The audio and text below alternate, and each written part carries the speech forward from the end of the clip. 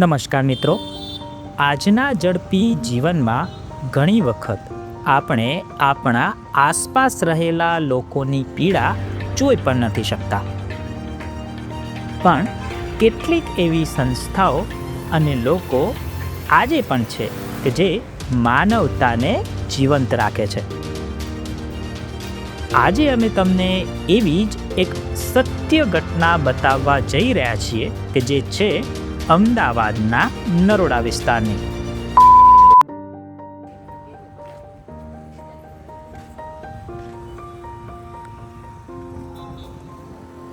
મિત્રો, અમદાવાદના નરોડા વિસ્તારમાં નંદ વિહાર ફ્લેટની બાજુમાં એક દાદા છેલ્લા 4 દિવસથી ખૂબ જ ખરાબ હાલતમાં બેઠા હતા. માનસિક રીતે અસ્વસ્થ, ભૂખ્યા અને સૌથી દુઃખની વાત તો એ છે કે તેમના હાથમાં ઘા પડી જતા એમાં કીડા પડી ગયા હતા. આસપાસથી ઘણા લોકો પસાર થતા પણ કોઈએ ધ્યાન આપ્યું નહીં. તે સમયે ઉત્સાહ ફાઉન્ડેશનના એક વોલેન્ટિયર ત્યાંથી પસાર થતા હતા અને તેમને આ દાદાને જોયા તો એક પણ ક્ષણ વિલંબ કર્યા વગર દાદાની પાસે જઈ તેમને તેમની ખબર અંતર પૂછી. દાદાને તેમના પરિવાર વિશે પૂછતા ખબર પડી કે તેમને ફક્ત એટલું જ યાદ છે કે તેમના એક દીકરો અને એક દીકરી છે, પણ તેઓ ક્યાં છે તેની તેમને કોઈ ખબર નથી.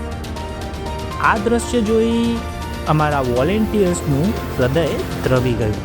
વિલંબ કર્યા વગર ઉત્સાહ ફાઉન્ડેશનના આ વોલેન્ટિયર્સે એવી સંસ્થા સાથે સંપર્ક કર્યો કે જે માનસિક રીતે અસ્વસ્થ અને નિરાધાર લોકોની સેવા માટે જાણીતી છે.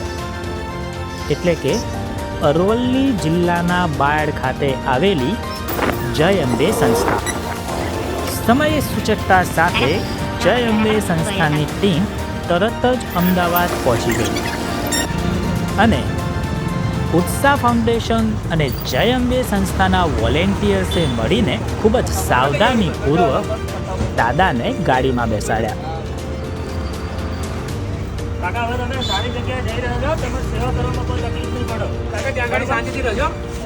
ત્યાં તમને મસ્ત સુવિધા મળશે, ઘર જેવી. તમારે ખાવા પીવાનું બધું આજે હાથ ઉપર બતાવજો. હાથ ઉપર હાથ અંદર કરજો. આ હાથ લો. એટલે તમારે ત્યાં ઘર જેવી સુવિધા ત્યાં તમને મળશે.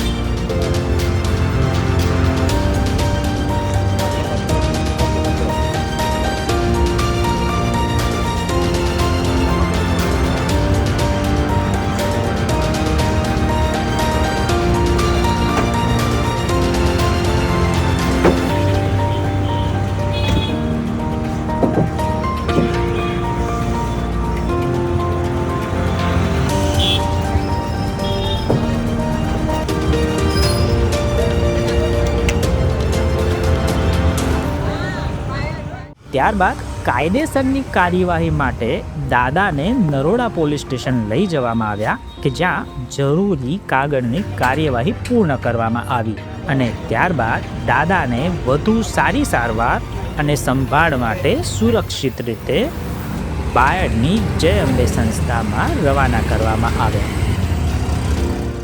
મિત્રો, માનવતા એટલે માત્ર શબ્દ નહીં, પણ મુશ્કેલીમાં મુકાયેલા વ્યક્તિને હાથ આપવો.